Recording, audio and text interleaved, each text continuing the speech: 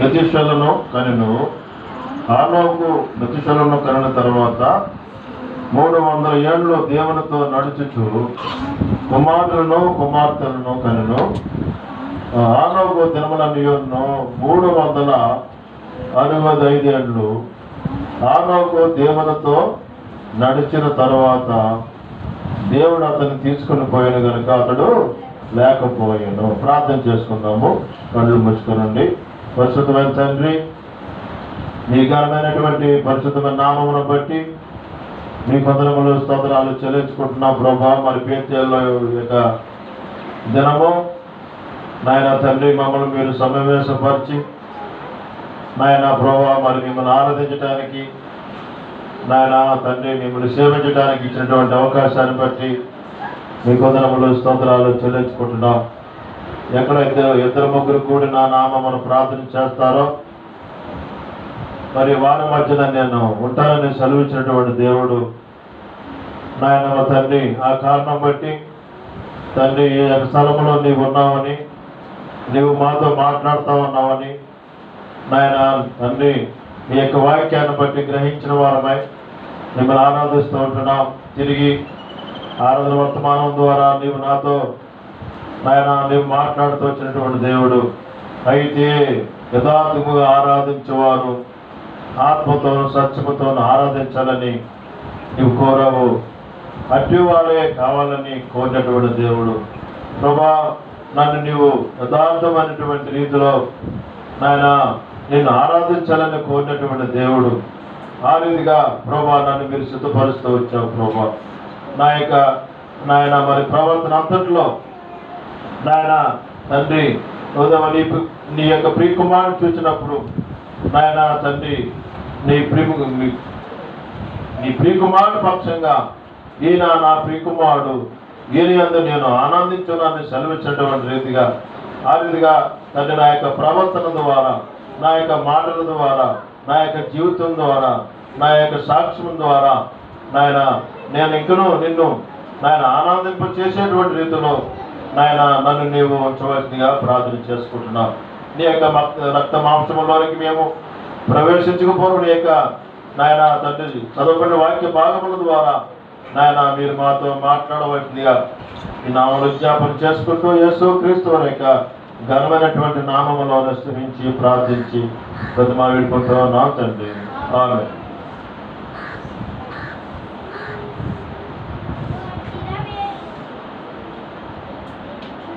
మనం చదువుకున్నటువంటి వాక్య భాగంలో మరి హానోకు గురించి దేవుని యొక్క వాక్యంలో మనం రాయబడింది, మనం చదువుకుంటూ వచ్చినాం. హానోకు 65 ఏళ్ళు బ్రతికి మెతుషెలను కనెను. హానోకు మెతుషెలను కనిన తర్వాత మరి 300 ఏళ్ళు దేవునితో నడుచుచు కుమారులను కుమార్తెలను కనెను.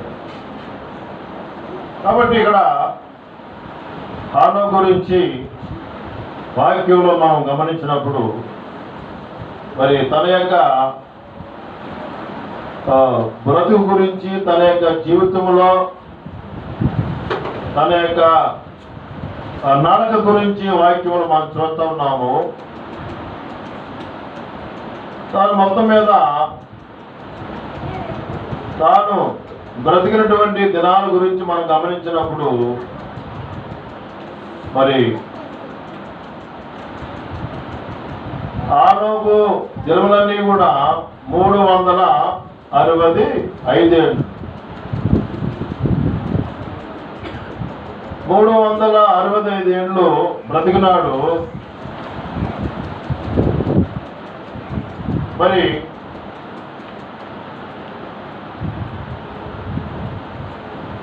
తాను బ్రతికినటువంటి దినాల్లో మనం గమనించినప్పుడు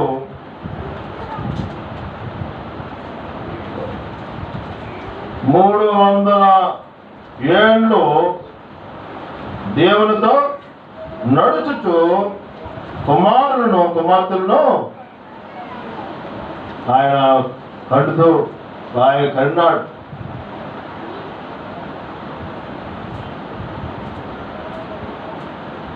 365 ఏళ్లలో 300 సంవత్సరాలు ఆయన ఎవరితో నడిచాడు చెప్పండి? దేవునితో నడిచినాడు. మరి ఇక్కడ ఎక్కువ కాలము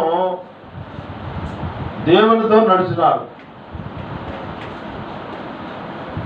మొత్తము తన యొక్క జీవితంలో మనం గమనించినప్పుడు 365 ఏళ్లలో సుమారు 300 ఏళ్ళు దేవునితో నడిచినాడు.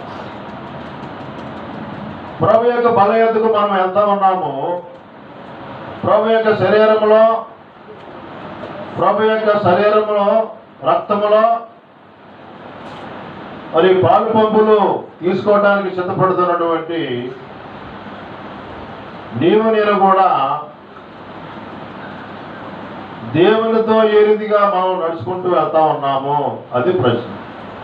అర్థమైందండి? అంటే దేవునితో నడవడం అనేటువంటిది ఏంటన్నమాట మనం గమనించాలి.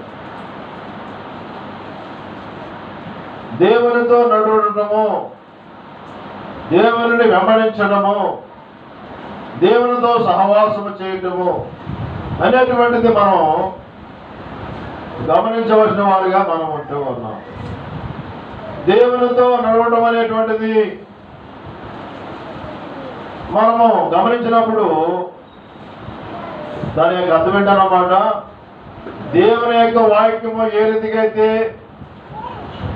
నీతో నాతో లేక మనతో ప్రభు యొక్క వాక్యము ద్వారా ఏ రీతిగా అయితే ప్రభు మాట్లాడుతూ ఉన్నాడో దాని ప్రకారంగా జీవించాలి. ఆయన చేయమంటే మనం చేయాలి, ఆయన వద్దంటే మానేయాలి. అర్థమైందండి?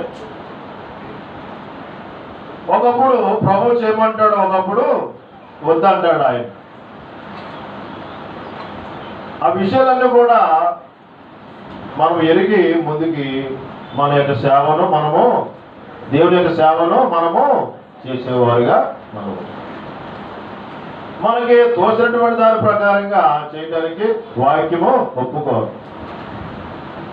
కాబట్టి ఇక్కడ దైవజనుడైనటువంటి ఆనో గురించి రాయబడింది. తన యొక్క జీవితకాలం అంతా కూడా 365 సంవత్సరాల్లో సుమారు 300 సంవత్సరాలు దేవునితో నడిచి అది చాలా దూర ప్రయాణం చేసినాడు అన్నమాట. దేవునితో ఎంతో గంభీరమైనటువంటి నడక నడిచినాడు అన్నమాట దేవునితో. పోనీ ఒంటరిగా నడిచినాడా? ఏమండి, తన కుటుంబాన్ని విడిచిపెట్టేసి నడిచినాడా? దేవుని యొక్క వాక్యం మనం చూస్తా ఉన్నాము. ఏంటన్నమాట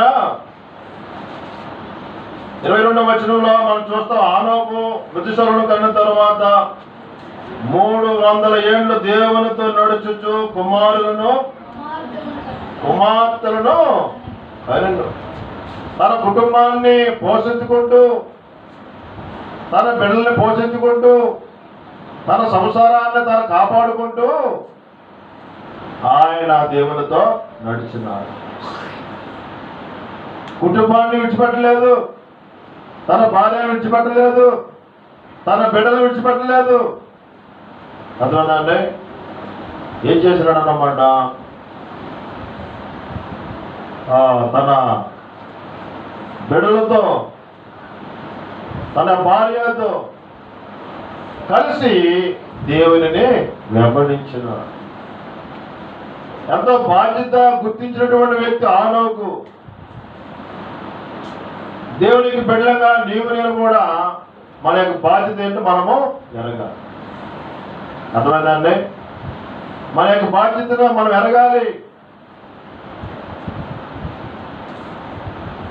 దేవుని యొక్క ఇంట్లో ఉన్నా బయట ఉన్నా మన యొక్క బాధ్యత మనం ఎరగాలి.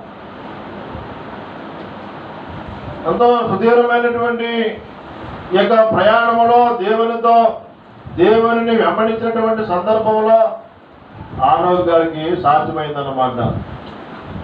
అర్థమైందమ్మా? ఎవరికి సాధ్యమైందన్నమాట? ఆనోకు గారికి సాధ్యమైంది. అయితే దినాల్లో మనం ఏం చూస్తామన్నమాట, వివాహం అయిన తర్వాత కొన్ని సంవత్సరాలకే ఏమైపోతా ఉన్నాయి, కుటుంబాలు విచ్ఛిన్నమైపోతా ఉన్నాయి. భర్త అంటాడు, అమ్మా నీతో నేను ఇంక సంసారము చేయలేను, ఇంకా నేను వేదలేను అనేవారు లేకపోలేదు. భార్యలు ఏమంటారు అన్నమాట, ఆయన నీతో ఇంక సంసారం నేను చేయలేను.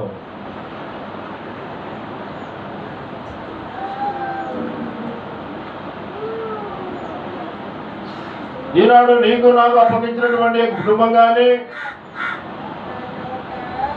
సంఘం కానీ మనం ఎలా రావాలన్నమాట, దేవుని యొద్దకు రావాలి. దేవునితో ఆయనతో కూడా మనము నడిచేటువంటి అనుభవంలోనికి మనం రావాలి. దేవుని యొక్క వాక్యం వద్దకు రావాలి.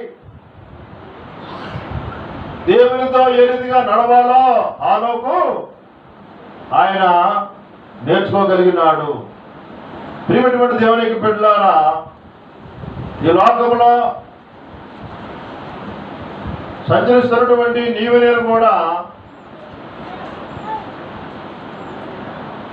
మరి మన యొక్క క్రైస్తవ యాత్రా జీవితంలో దేవునికి అంగీకారమైనటువంటి రీతిలో ఉండాలంటే ప్రభువుతో కూడా కలిసి ప్రయాణం చేసేటువంటి వారిగా నీవు నేను కూడా ఉండాలి. దేవునికి దూరంగా నడవడానికి వీలు లేదు. దేవుని కలిగి ఉండి మనం లోకంలో మనం సంచరించే వారిగా ఉండాలి. దేవునితో కలిసి నడవటము, దేవునితో కలిసి మాట్లాడటము, దేవునితో కలిసి ప్రార్థించడం, దేవుని యొక్క బిడ్డలతో, దేవుని యొక్క సంఘముతో, దేవుని యొక్క సేవకులతో ఏం చేయాలన్నమాట, మనం కలిసి నడవాలి, కలిసి ప్రార్థించాలి, కలిసి జీవించాలి. ఈ రీతిగా మన ఆనోకు గారు తలుపుతూ ప్రభు చేసినాడు. ఆయన 300 సంవత్సరాలు దేవునితో కలిసి నడిచినాడు, కలిసి జీవించినాడు, దేవుని యొక్క వాక్యాన్ని వెంబడించినాడు, దేవుని యొక్క వాక్యంలో నుండి తన యొక్క జీవితాన్ని సరి చేసుకుంటూ వచ్చినాడు. ఏ రీతిగా నడవాలో, ఏ రీతిగా నడవకూడదో అర్థమైందమ్మా?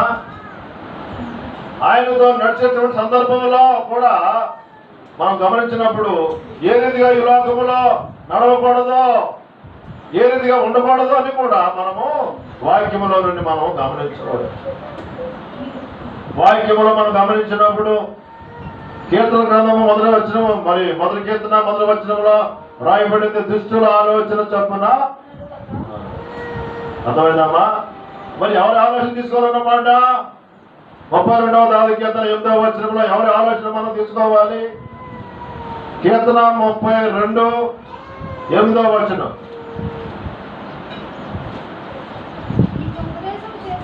ఏంటన్నమాట? దేవుని యొక్క వాక్యంలో మనం గమనించినప్పుడు, నేను నీకు ఉపదేశము, ఆయన మనకి ఉపదేశము చేసేవాడుగా ఉంటాడు, ఆయన మనల్ని నడిపించేవాడుగా ఉంటాడు, ఆయన మనకి బోధించేవాడుగా ఉంటూ ఉన్నాడు.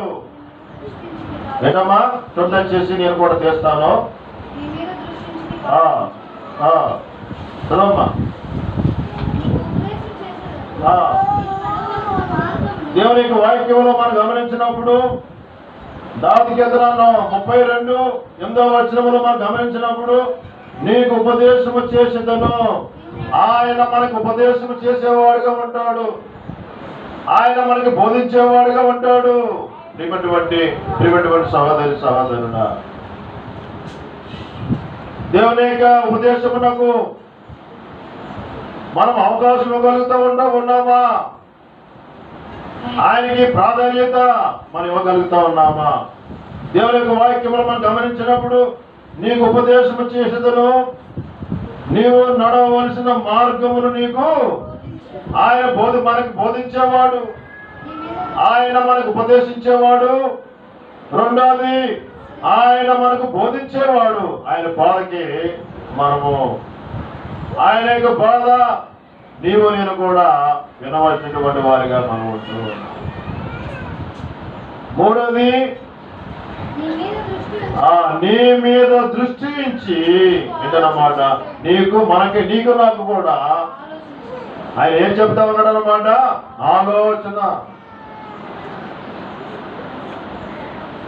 ఆలోచన చెప్పేవాడుగా ఉంటూ ఉన్నాడు. నిన్ను నన్ను కూడా ఆయన మనం ఎప్పుడైతే మన యొక్క జీవితాన్ని, మన యొక్క హృదయాన్ని, మన యొక్క మనసును దేవునికి అప్పగించుకున్నప్పుడు ఏంటన్నమాట, ఆయన మనకు మొదలుగా మరి దావీదు కీర్తన 32:8 మనం చూసినప్పుడు మొదలుగా ఆయన మనకు ఉపదేశించేటువంటి వాడు. రెండవది, ఆయన మనకు బోధించేవాడు.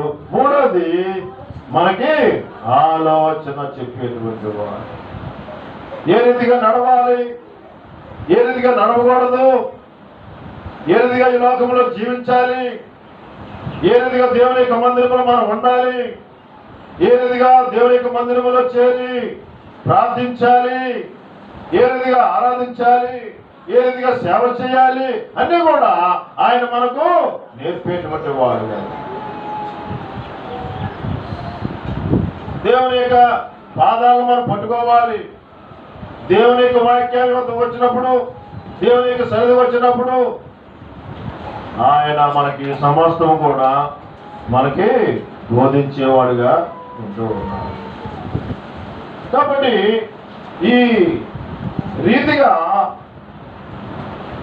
మరి మన యొక్క పిల్లడైనటువంటి ఆనోకు ఇవన్నీ కూడా ప్రభు ద్వారా తాను నేర్చుకోగలిగినాడు. ఎంత ఓపికతో, ఎంత విశ్వాసముతో ఆనోకు దేవునితో నడిచినాడని రాయబడింది.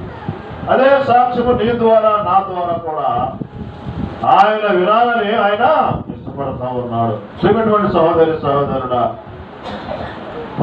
ప్రభువుతో కలిసి మనం నడవగలుగుతూ ఉన్నామా? ఆయన యొక్క బాధకు మన యొక్క చెవిని పెడతా ఉంటూ రాగలుగుతూ ఉన్నామా? తన యొక్క ఉపదేశమునకు ఇదన్నమాట లోపడతా ఉన్నామా? ప్రభు యొక్క బలయోధకు మనం వెళ్తా ఉన్నా, దుష్టుడు దేవుని యొక్క వ్యతిరేకమైనటువంటి బాధ వాడు చేసేవాడుగా ఉంటాడు.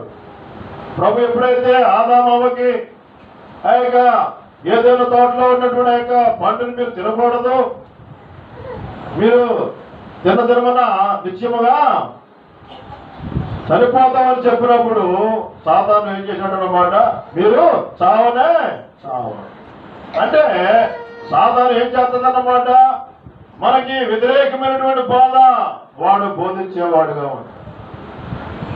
వ్యతిరేకమైనటువంటి మాటలు వాడు మనకి బోధించేవాడుగా ఉంటాడు.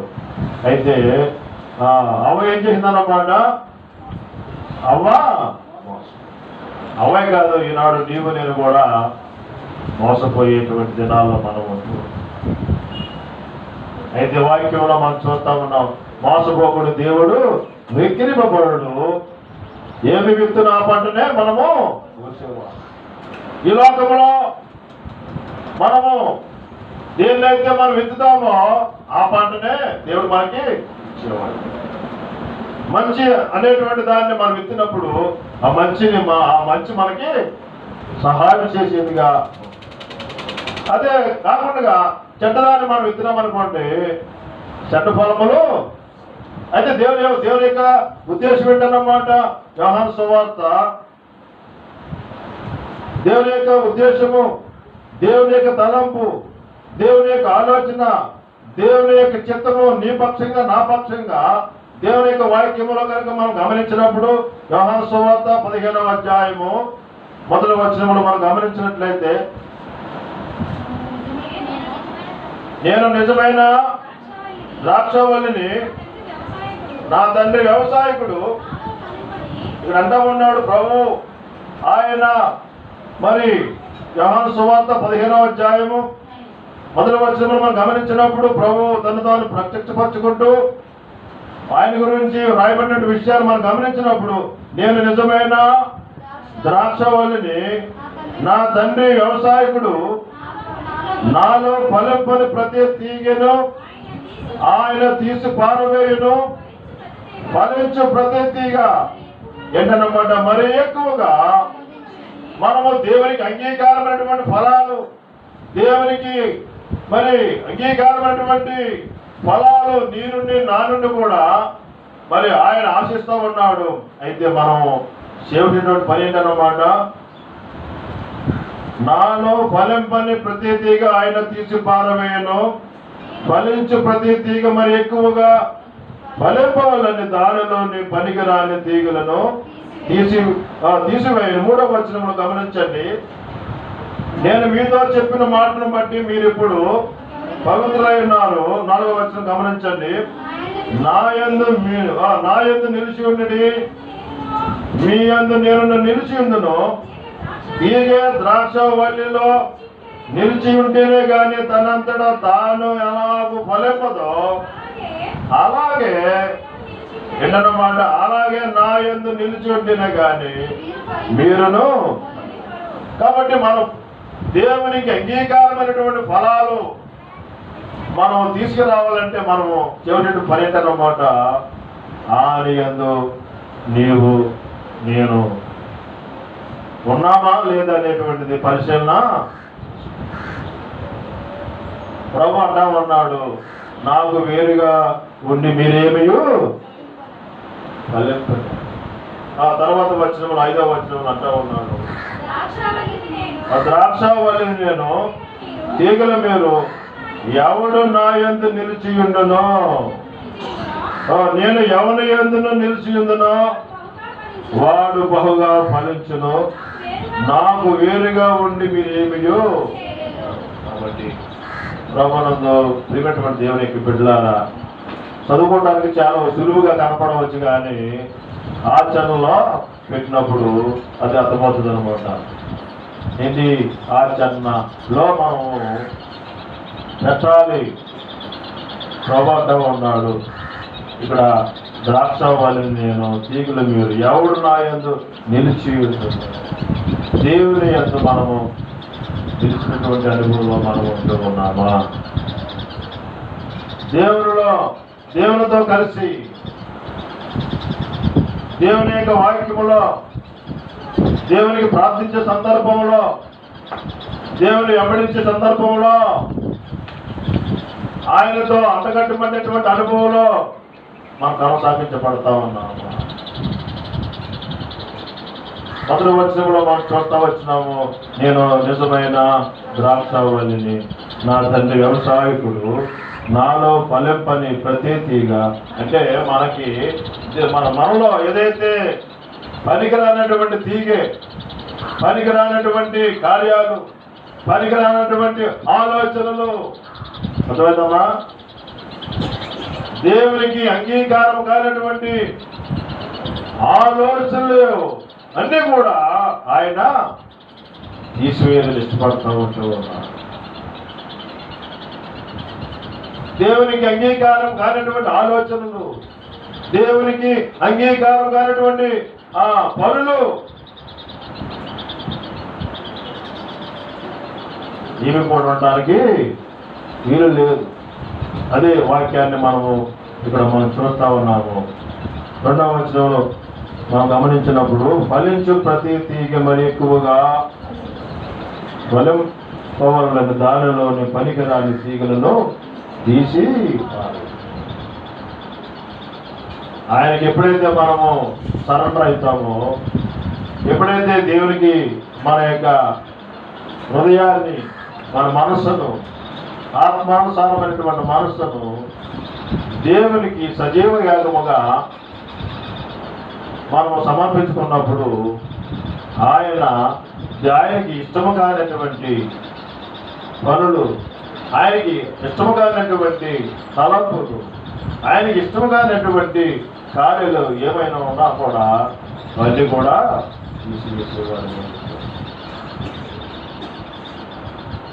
తీసివేసుకుందామా?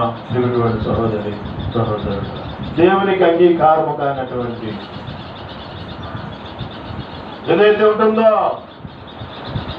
ప్రభు యొక్క బలయోతకు మనం వెళ్తా ఉన్నాము.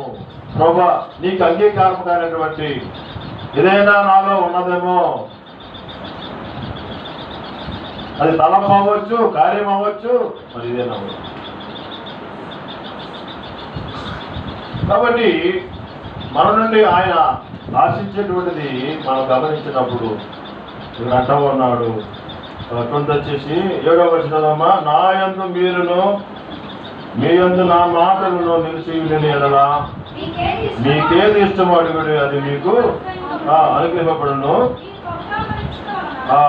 మీరు బహుగా ఫలించడం వలన నా తండ్రి మహిమపరచబడును. ఎందువలన మీరు నా శిష్యులగుదురు.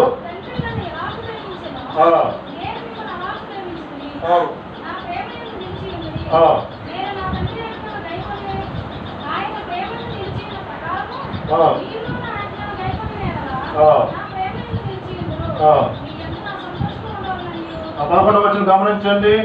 మీ యందు నా సంతోషము ఉండవాలనియు మీ సంతోషం పరిపూర్ణ కావాలనియు ఈ సంగతులు మీతో చెప్పుచున్నాను. నేను మిమ్మల్ని ప్రేమించిన ప్రకారము మీరు ఒకరినొకరు ప్రేమించవలనిది నా ఆజ్ఞ. తన స్నేహితుల కొరకు తన ప్రాణం పెట్టి వారి కంటే ఎక్కువైన ప్రేమ గల వాడు ఎవడనూ లేడు. కాబట్టి ఇక్కడ 14వ వచనం గమనించండి. నేను మీకు ఆజ్ఞాపించే వాటిని చేసిన ఎడలా, అంటే చేయకపోయినట్లయితే ఏముండదు. చెప్పండమ్మా, ఆయన చెప్పినటువంటిది, ఆయన మనకి ఉపదేశించినటువంటిది, ఆయన మనకి బోధించినటువంటిది చేయకపోయినట్లయితే ఏమీ ప్రయోజనం ఉంది. అదే వాక్యాన్ని మనం ఇక్కడ చూస్తూ ఉన్నాము. ఎన్నో వచనం ఉంది? 13వ. తన స్నేహితుల కొరకు తన ప్రాణం పెట్టు వారి కంటే ఎక్కువైన ప్రేమ గల వాడెవడనూ లేడు. 14వ వచనం గమనించండి. నేను మీకు ఆజ్ఞాపించే వాటిని చేసిన ఎడలా, ఆయన మనకు అప్పగించినటువంటి, ఆయన నీతో చెప్పినటువంటిది మనం చేయగలుగుతా ఉన్నామా? ఆలోచిద్దాం. మరి యోహాను సువార్త 2వ అధ్యాయంలో ఒక చక్కటి మాట రాయబడింది. చూడొచ్చేసి యోహాను సువార్త 2వ అధ్యాయము 2వ వచనం. యేసు తల్లి అక్కడ ఉండెను, యేసును ఆయన శిష్యులను ఆ వివాహమునకు పిలువబడి ద్రాక్షారసం అయిపోయినప్పుడు యేసు తల్లి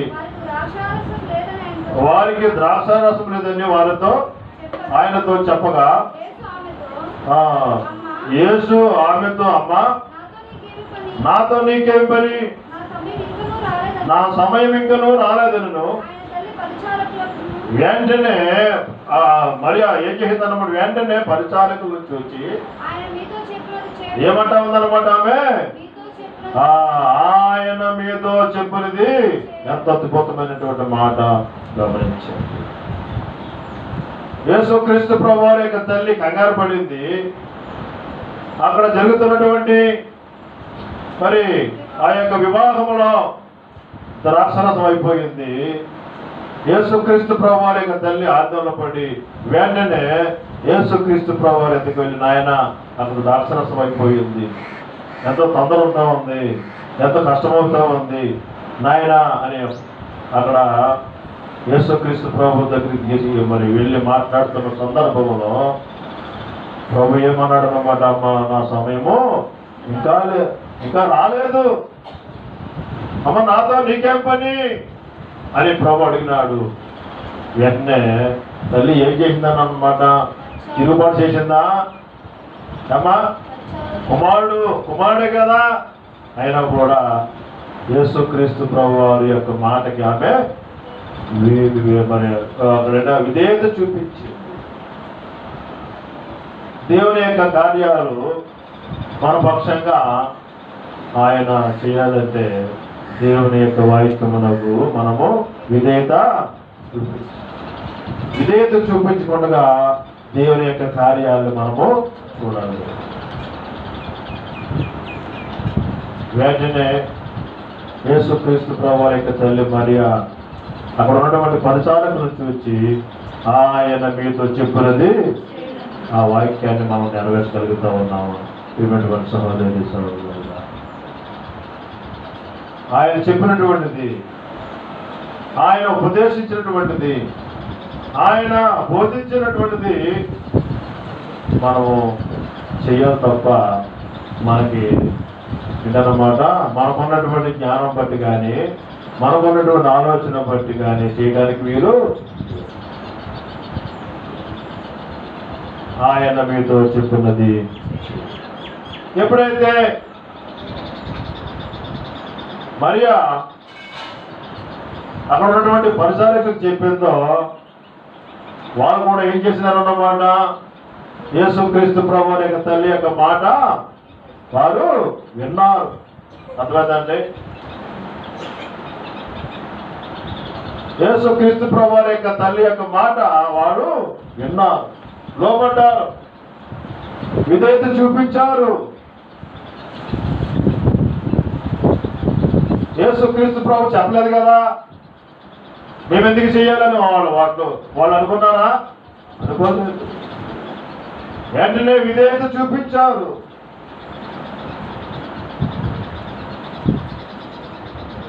తర్వాత చదవమ్మా,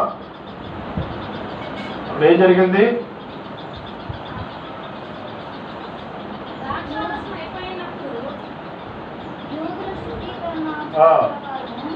ఆయన మీతో చెప్పినది చేయుడి అన్న తర్వాత చదవమ్మా.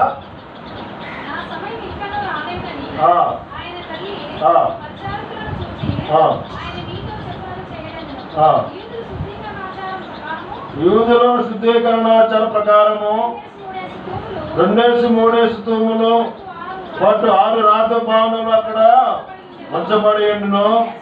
యేసు ప్రబంధం అన్నాడు. యేసు ఆ బాణు నీళ్లతో నింపుడని వారితో చెప్పగా, మీరు గమనించండి, ఎప్పుడైతే యేసు క్రీస్తు ప్రభు వారి సమయం వచ్చింది, వెంటనే అక్కడ ప్రభు వారు కలుగ చేసుకుని యేసు ఆ బాణును నీళ్లతో నింపుడిన వారితో చెప్పగా వారు వాటిని అంచుల మట్టుకు, గమనించండి, ఎంతవరకు నింపారన్నమాట, ఆ అంచుకి ఖాళీ లేకుండా నీటితో నింపేస్తున్నారు.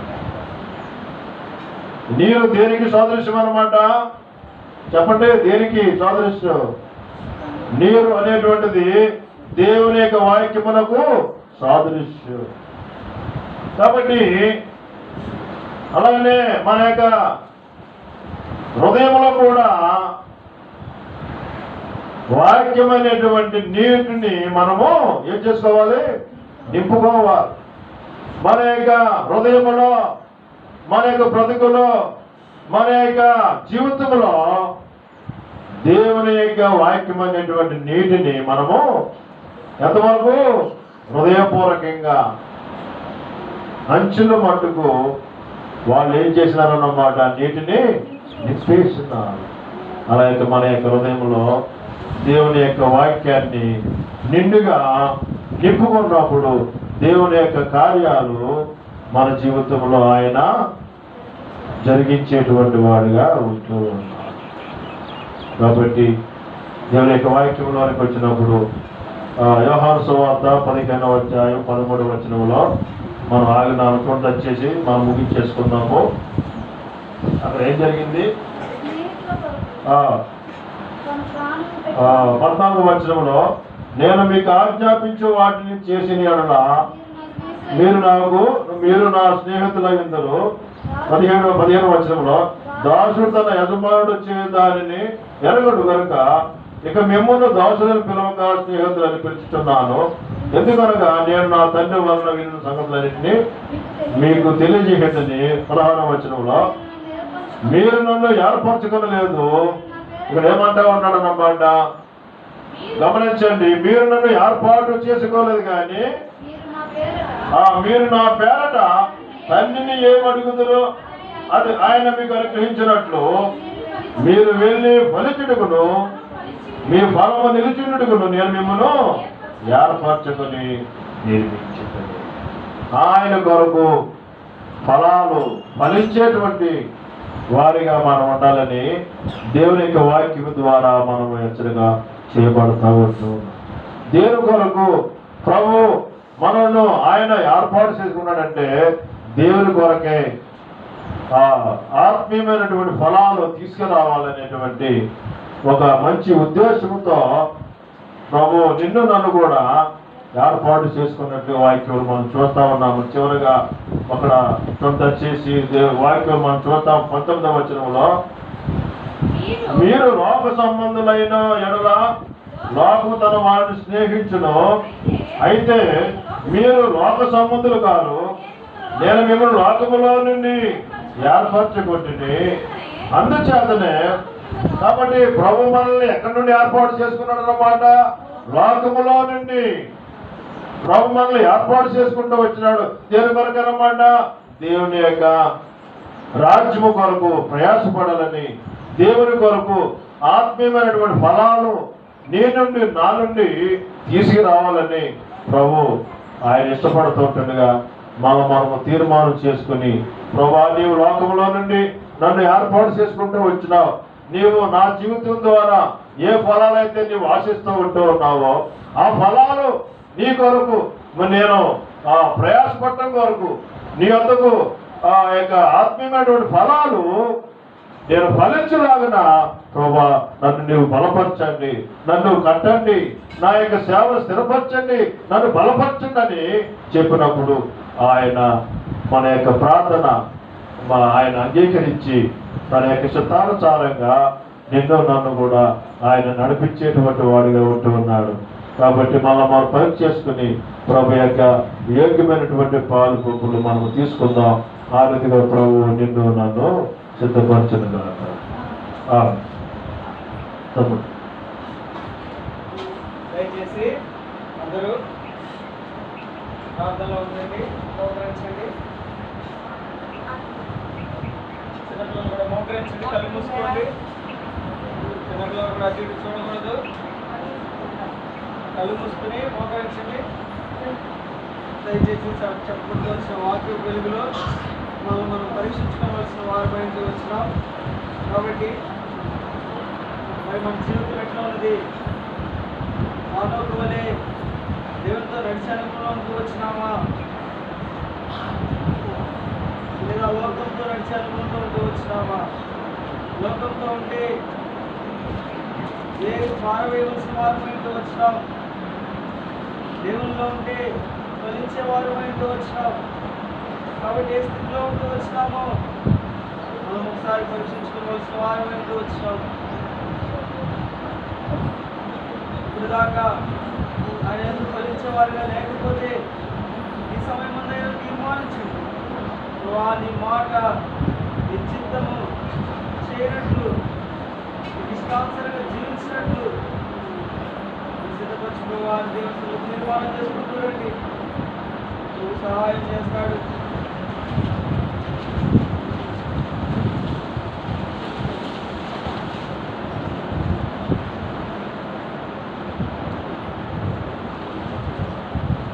నేను మీకు అప్పగించిన దాన్ని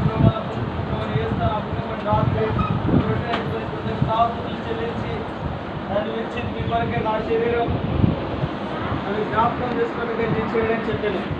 ప్రేమ నమ్మకం కలిగిన తండ్రి,